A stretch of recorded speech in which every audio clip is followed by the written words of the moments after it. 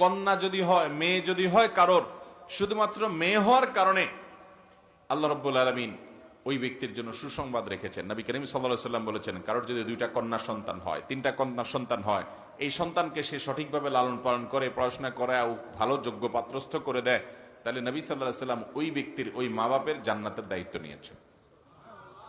অথচ 1 ডজন ছেলেও যদি হয়, হাফ ডজন ছেলেও যদি হয়, তাদের জন্য এরকম কোনো কথা বলা হয়নি।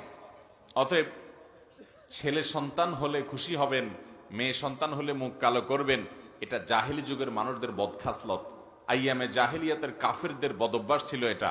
ইমানদার কখনো এটাতে মন খারাপ করবে না, বরং ছেলে হলে খুশি হবে, মেয়ে হলে খুশি আরো বেশি হবে।